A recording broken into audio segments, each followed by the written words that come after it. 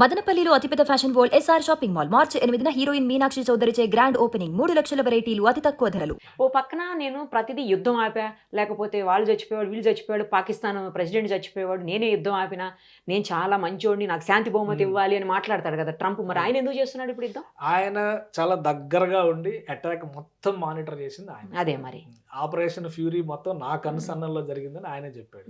దీనికి అదే బలమైన కారణాలు ఏంటంటే, ఇక్కడ మీరు ఒక్కసారి మళ్ళీ ఇప్పుడు ఆఫ్ఘనిస్తాన్ లో అమెరికా పట్టు లేదు, అది పూర్తిగా స్వతంత్ర దేశంగా వాళ్ళ పరిపాలనా విధానం అంతా తాలిబాన్ నేతృత్వంలో జరుగుతుంది.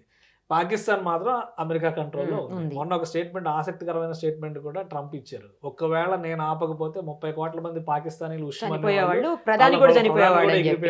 చెప్పాడు. అంటే ఏంటి, కొంత ఇన్ఫర్మేషన్ ఉంది. ఓవరాల్ గా ఇలాంటి యుద్ధాలకు సంబంధించి కానీ, అంతర్జాతీయ వ్యవహారాలకు సంబంధించి కానీ ఇంటెలిజెన్స్ రిపోర్ట్స్ అనేది చాలా కీలకమైనవి. Israel intelligence world's strongest intelligence. Mossad group చేసినటువంటి, ఈవెన్ భారతదేశం చేసినటువంటి ఆపరేషన్ సింధూర్లో చాలా ఇంటెల్స్ మొసాద్ నుంచి వచ్చినాయి అని చెప్పని చెప్తారు. ఒక ఎమోషనల్ కనెక్షన్ ఇజ్రాయెల్ కి భారతదేశానికి కూడా ఉంది. అటువంటి అండర్స్టాండింగ్స్ ఉన్న నేపథ్యంలో ఇరాన్ని కనుక అక్కడ నియంత్రించకపోతే పశ్చిమాసియాలో మళ్ళీ కంట్రోల్ తప్పుతుంది అనేటువంటి ఒక ఆలోచన అమెరికాకి చాలా బలంగా ఉంది. డొనాల్డ్ ట్రంప్ తప్పని పరిస్థితిలో మేము చేసామని చెప్పి అంటారు. వీళ్ళు చెప్తున్న ప్రధానమైనటువంటి కారణాలు 2 కనిపిస్తున్నాయి. ఒకటి, తీవ్రవాదుల్ని కంట్రోల్ చేయడం, హిజ్బుల్లా లాంటి గ్రూపులను ప్రోత్సహిస్తున్నారు కాబట్టి కంట్రోల్ చేయడం. 2, లోకల్గా ప్రజలు ఖమేనీ నాయకత్వం నుంచి విముక్తి కోరుకుంటున్నారు కాబట్టి మేము ఆ విముక్తిని ప్రసాదించామని చెప్తున్నారు. చేసుకుంటారు కదా లోకల్లో, మీకు అవసరం లేదు. ఈ జస్టిఫికేషన్స్ చేయడం కోసం మాత్రమే ఈ అటాక్స్ జరిగినాయి. అమెరికా అనేది ఇన్వాల్వ్ అవ్వకుండా ఉంటే ఇంత దారుణమైనటువంటి తీవ్రమైనటువంటి పరిస్థితులు, యుద్ధ వాతావరణం కానీ తగ్గిపోయే అవకాశాలు ఉంటాయేమో. ఇంత అంటే ఒకటి, ఇక్కడ స్ట్రాంగెస్ట్ కంట్రీ ఏదైనా ఉందంటే డిఫెన్స్ మెకానిజంలో ఇజ్రాయెల్. మీరు ఈ ట్రాప్ ఒకసారి చూస్తే ఈ చుట్టూ అన్ని ముస్లిం కంట్రీస్, ఇక్కడ తుర్కియా కానీ, సిరియా కానీ, లెబనాన్ కానీ, ఈజిప్ట్ కానీ, జోర్డాన్ కానీ, ఇరాక్ కానీ, సౌదీ అరేబియా కానీ, ఇరాన్ కానీ, ఇటు వెళ్తే లిబియా కానీ, ఇవన్నీ కూడా ఆల్మోస్ట్ సుడాన్ కూడా, ఇవన్నీ ముస్లిం కంట్రీస్. ఈ మధ్యలో ఉన్న ఏకైక జ్యూ నేషన్, యూదు దేశం ఇజ్రాయెల్ మాత్రమే. ఇక్కడ జరుగుతున్నటువంటి మూవ్మెంట్ లో పాలస్తీనాకి గట్టిగా సపోర్ట్ ఇస్తున్నటువంటి వాళ్ళందరూ కూడా ఈ గాజా స్ట్రిప్, వెస్ట్ బ్యాంక్, ఈ 2 మాత్రమే ఇప్పుడు పాలస్తీనా కింద మనం కన్సిడర్ చేసేటువంటి ప్రదేశం ఈ ఏరియాలో. మిగతా అంతా కూడా మళ్ళీ ఇజ్రాయెల్ కంట్రోల్. సో ఇక్కడ ఏంటంటే ఒక బలమైనటువంటి మతవాదం సంబంధించినటువంటి మూలాలు ఉన్నాయి. దాన్ని కేవలం ఒక సోషల్ ఇష్యూ లాగానో, ఎకనామికల్ ఇష్యూ లాగానో డీల్ చేసేటువంటి పరిస్థితి లేదు. సో ఈ రిలీజియస్ ఫ్యాక్టర్సే మొత్తాన్ని ఇన్ఫ్లుయెన్స్ చేస్తున్నాయి. అందుకనే ఇజ్రాయెల్ చాలా స్ట్రాంగ్ కౌంటర్ అటాక్ ఇవ్వాలని డిసైడ్ అయింది. ఎవరైతే తీవ్రవాద సంస్థలకు మద్దతు ఇస్తున్నారో ఆ దేశాలకు వార్నింగ్ ఇవ్వడం. అందులో పెద్దన్నలాగా భావిస్తున్నది ఇరాన్. ఇరాన్ని చావుదెబ్బ కొట్టాలనేటువంటి కంక్లూజన్, ఆ డెసిషన్ ఇజ్రాయెల్ది. అండగా ఉండాలి. డిప్లొమసీ ప్రకారం చూస్తే అమెరికా సపోర్ట్ తీసుకుంది.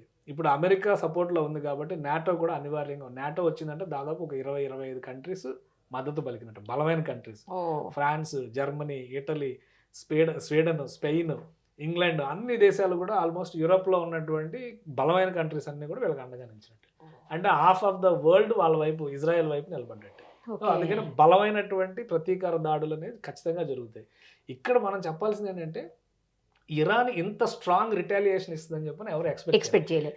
ఈ రోజు ఇప్పుడు ఇంకా ప్రకటించింది కదా, ఈ రోజు ఇంకా తీవ్రతను చూస్తారని చెప్పాను. డైరెక్ట్ డే 1 ఇచ్చినటువంటి అటాక్స్ లోనే ఈ 5 ఎయిర్ బేస్ల పైన అటాక్, మొత్తం 8 కంట్రీస్ పైన అటాక్ చేసినాయి. ఇవన్నీ కూడా అమెరికా ఆపరేట్ చేస్తూ అరేబియన్ కంట్రీస్ లో ఉన్నటువంటి ఎయిర్ బేస్లు. అమెరికా ఆపరేట్ చేస్తుంది. అమెరికా ఓన్ నేవల్ బేస్, ఇది నేవల్ బేస్. బహ్రెయిన్ లో ఉన్నటువంటి నేవల్ బేస్, దాని మీద అటాక్ చేశారు. క్యాంప్ అరిఫ్జాన్, ఇది కువైట్ లో ఉన్న నేవల్ బేస్. వీటిని టార్గెట్ చేశారు. ఖతార్, అటు యుఏఈ. సో అది అమెరికాకి ఒక విధంగా చాలా స్ట్రాంగ్ వార్నింగ్ అన్నట్టు. ఎందుకంటే ఇప్పుడు ఉన్నటువంటి డిఫెన్స్ మెకానిజంలో మనం S-400తో ఎట్లయితే రక్షణ కవచాన్ని సృష్టించామో, అక్కడ ఐరన్ డోమ్ అని చెప్పిన ఇజ్రాయెల్ ఎట్లయితే వాళ్ళపైన వచ్చేటువంటి వెపన్స్ ని నిర్వీర్యం చేస్తుందో, కానీ వాటి అన్నిటిని బ్రేక్ చేసి ఇరాన్కి అంత టెక్నాలజీ లేదనుకున్నారు. అలాంటిది ఇరాన్ డైరెక్ట్ గా ఎయిర్ బేస్లను టార్గెట్ చేసింది. ఎయిర్ బేస్ల మీద డ్రోన్ అటాక్స్ చేయగలగడం అనేది ఇరాన్ ఖచ్చితంగా ఒక సక్సెస్ కింద మనం చెప్పాలి. దాదాపు 30-40 ప్లేసెస్ లో చేసింది. పైగా మీరు జాగ్రఫీ వైజ్ గా చూస్తే ఇరాన్కి, ఇజ్రాయెల్కి ఇంత డిస్టెన్స్ ఉంటే, ఇక్కడ టెల్ అవీవ్ అంటే ఇజ్రాయెల్ రాజధాని మీద డైరెక్ట్ గా ఇరాన్ అటాక్స్ చేయగలిగింది.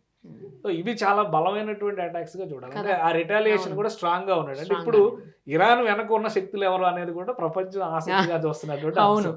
ఇంకోటి ఏంటంటే యుఏఈ అనేది ఒక యాజ్ ఎ నేషన్, ఇక్కడ ఎమిరేట్స్ మొత్తం కూడా ఒక 7 ఎమిరేట్స్ తో కాంబినేషన్ గా ఉన్నది UAE, United Arab UAE. Emirates. అందులో అబుదాబి ఒకటి, దుబాయ్ ఒకటి, ఇట్లా ఇవన్నీ కూడా ఈ ప్లేసెస్ సపరేట్ గా ఉండేవి. వీటిలో ఏంటంటే western life style, western investments, ఇండస్ట్రియలిస్టులు, వాళ్ళకి సంబంధించినటువంటి అనేక లావాదేవీలు అందులో ఉన్నాయి. సో అక్కడ ట్రేడ్ సెంటర్స్ ని ఇప్పుడు టార్గెట్ చేస్తుంది. దుబాయ్లో కానీ, అజ్మాన్లో Okay. కానీ ట్రేడ్ సెంటర్స్ ని టార్గెట్ చేసి, ఇవన్నీ చాలా పక్కనే ఉండేటువంటి ప్లేసెస్ కదా. ఇది ఇరాన్, ఇటు పక్కకు వచ్చేస్తే ఇది జస్ట్ ఇది ఇరాన్, ఇది మధ్యలో మనకి హుసేన్ సాగర్ ఎట్లా మధ్యలో ఉంది, మధ్యలో ఉందా? హైదరాబాద్ కి సికింద్రాబాద్ కి మధ్యలో, అంటే చిన్నది అదే, కావచ్చు అదే, అదే. బట్ సైజ్ వైజ్ గా ఇంకొంచెం పెద్దదై ఉండదు. అంతే అంతే. కాబట్టి అటు నుంచి ఇటు నుంచి అటు వేయడం చాలా ఈజీ. చాలా ఈజీ. అందుకని ట్రేడ్ సెంటర్స్ ని వీళ్ళు వరల్డ్ క్లాస్ బుర్జ్ ఖలీఫాని ఖాళీ చేయించారు. అవును, ఖలీఫాన్ ఖాళీ అది బుర్జ్ వరల్డ్ ఖలీఫా. క్లాస్ అసలు ట్రేడ్ సెంటర్. చాలా.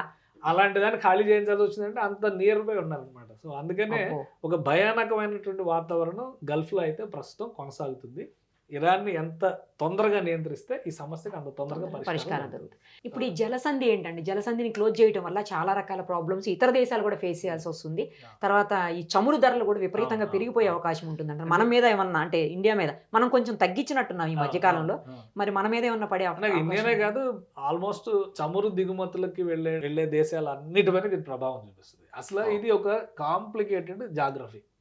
మనం 2 ఖండాలను విభజన రేఖలు ఎక్కడా లేవు. యూరప్కి, ఆసియాకి, అలానే ఆఫ్రికాకి ఇది స్పష్టంగా విడిపడినటువంటి ఖండం అంటారు. ఆస్ట్రేలియా ఏదో ఒక చివర ఉంటుంది, చుట్టూ సముద్రంలో ఉండేటువంటి ఖండం. అమెరికా కూడా చుట్టూ సముద్రంలో ఉండేటువంటి ఖండం. కాకపోతే సైజుని బట్టి ఉత్తర అమెరికా, దక్షిణ అమెరికా, మళ్ళీ ఉత్తర అమెరికా, దక్షిణ అమెరికా మధ్యలో ఖండాల భేదం ఏమీ లేదు. ఓకే. ఇక్కడ కూడా జాగ్రఫీ పరంగా ఏంటంటే, ఇందాక చెప్పాను కదా ఆసియా మైనర్ అని, ఇట్లా ఇటు మీరు కలిస్తే ఇది యూరప్ లోకి వెళ్ళిపోతాం, ఇటు కలిస్తే ఇటు ఆఫ్రికాలోకి వెళ్ళిపోతాం, ఇది మొత్తం ఆసియాలోకి వస్తుంది.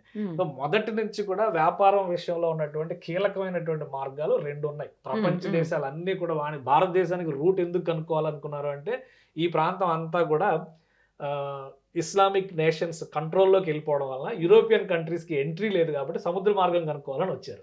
సో అదే తరహాలో ఈ జాగ్రఫీ చూస్తే ఇక్కడ మనకి సూయజ్ కెనాల్ అనేది ఒక కీలకమైనటువంటి మార్గం. ఆఫ్రికాకి, ఆసియాకి మధ్యలో విభజన రేఖ సూయజ్ కెనాలే. యూరోప్ నుంచి వ్యాపారం అంతా ఇటు నుంచే జరుగుతుంది. ఇది ఒక కీలకమైన మార్గం. ఇదంతా ఈజిప్ట్ కంట్రోల్లో ఉంటుంది. ఇటు వచ్చేసరికి హోర్ముజ్ జలసంధి అనేది చాలా కీలకమైనది. పర్షియన్ గల్ఫ్ అనేది అరేబియన్ గల్ఫ్ అంటారు, చరిత్రపరంగా పర్షియన్ గల్ఫ్ అని కూడా అంటారు. ఇది హోర్ముజ్ పాయింట్ అన్నమాట. ఇక్కడ హోర్ముజ్ ఐలాండ్ అని చెప్పి ఒక చిన్న ఐలాండ్ ఉంటుంది. ఇదంతా కూడా ఇరాన్ టెరిటరీ. సో దీనిపైన ఆటోమేటిక్ గా కంట్రోల్ స్ట్రైట్ ఆఫ్ హార్ముజ్, దీన్నే జలసంధి అంటారు. సో ఈ మార్గం నుంచి ఇక్కడ నుంచి జరిగేటువంటి వాణిజ్యం మొత్తం జరుగుతుంది. ఇక్కడ నుంచి జరిగే వాణిజ్యంలో మేజర్ పర్సెంటేజ్ హార్ముజ్ నుంచి పెట్రోలియం ఉత్పత్తుల ఎగుమతులే ఉంటాయి. ఏ కంట్రీ అయినా కానీ, ఇటు అరబ్ ఎమిరేట్స్ అయినా, ఖతార్ అయినా, బహ్రెయిన్ అయినా, కువైట్ అయినా, ఇటు ఇరాక్ అయినా, ఇరాన్ అయినా, ఎవరైనా కానీ వాళ్ళ ఎగుమతులన్నీ కూడా ఈ సంధిలోంచి తీసుకుని వచ్చి హార్ముజ్ నుంచి రావాలి. హార్ముజ్ నుంచి ఇటు వచ్చి మనకు అరేబియా సముద్రంలోకి ఎంటర్ అయ్యి ఇండియా మీదుగా మలేషియా, ఇతర దేశాలకి దాదాపు ప్రపంచ వాణిజ్యంలో 30% పెట్రోలియం ఉత్పత్తుల ఎగుమతి ప్రస్థానం అంతా కూడా ఇక్కడి నుంచి జరుగుతుంది అనేది అభిప్రాయం. అసలు ఈ హార్ముజ్ ని ఇరాన్ కంట్రోల్ నుంచి యుఏఈ కంట్రోల్లోకి తేవాలని కూడా ఒక ప్రయత్నం అమెరికా చేసింది గతంలో. అది చాలా స్ట్రాంగ్ ప్రొటెస్ట్ వచ్చింది అనమాట. ఇప్పుడు ఇమ్మీడియట్ గా ఇరాన్ చేయగలిగినటువంటి చేసిన పని కూడా ఏంటంటే, ఈ హార్ముజ్ జలసంధి రాకపోతే నిర్బంధం చేసింది. ఆటోమేటిక్ గా పెట్రోల్, డీజిల్ ధరలు పెరిగితే నిత్యావసర వస్తువుల ధరలన్నీ పెరుగుతాయి. ప్రతిదానికి ట్రాన్స్పోర్ట్ చాలా ఇంపార్టెంట్. ప్లస్ యుద్ధ వాతావరణం కనుక ఇంకో 2 రోజులు కొనసాగితే బలమైనటువంటి మెటల్స్ అంటే షేర్ మార్కెట్లు, స్టాక్ మార్కెట్లు ఇవన్నీ కొంత గందరగోళంలో పడతాయి. అప్పుడు ఏమవుతుంది, ఆల్టర్నేటివ్ ఇన్వెస్ట్మెంట్ కింద మెటల్స్ పైకి వెళ్తారు. మళ్ళీ బంగారం, ఇవన్నీ మళ్ళీ పెరుగుతాయి. ఆల్రెడీ నిన్న యుద్ధం స్టార్ట్ అయింది, అటాక్ మొదలైందని చెప్పగానే దాదాపు 7,000 పెరిగింది. వెండి దాదాపు 30,000 పెరిగింది. అంటే జనవరి 27, 28 తేదీలో దాదాపు 4,25,000 రూపాయలు ఉంది కిలో వెండి. తర్వాత చాలా తగ్గి దాదాపు 2,70,000 దగ్గర ఆగింది. ఇప్పుడు 290కి మళ్ళీ రీచ్ అయింది. అంటే ఒక్క రోజులోనే. సో ఇదే రిజల్ట్ రాబోయేటువంటి రోజు, అంటే ఒక 2-3 రోజులు ఈ పరిస్థితి ఉంటే కనుక, పైగా 40 రోజుల సంతాప దినాల ఎఫెక్ట్ ఎక్కువగా ఉంటుంది. ఈ సంతాప దినాల సమయంలో ప్రతీకార చర్యకి పాల్పడే అవకాశం ఉంటుంది ఇరాన్.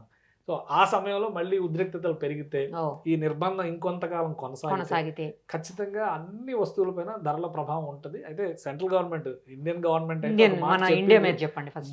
మోడీ గారు ఆల్రెడీ ఒక స్టేట్మెంట్ ఇచ్చారు. నిన్న జైశంకర్ గారు ఇరాన్ ఫారిన్ మినిస్టర్ తో మాట్లాడారు. ఫైనాన్స్ మినిస్టర్ చనిపోయాడు, వాళ్ళ ఫైనాన్స్ మినిస్టర్ చనిపోయారు నిన్న నిన్న అటాక్ లో. వాళ్ళ రక్షణ మంత్రి కూడా చనిపోయారు. ఓకే, సో అక్కడ చాలా కీలకమైనటువంటి నేతలందరూ నాయకులు చనిపోయారు.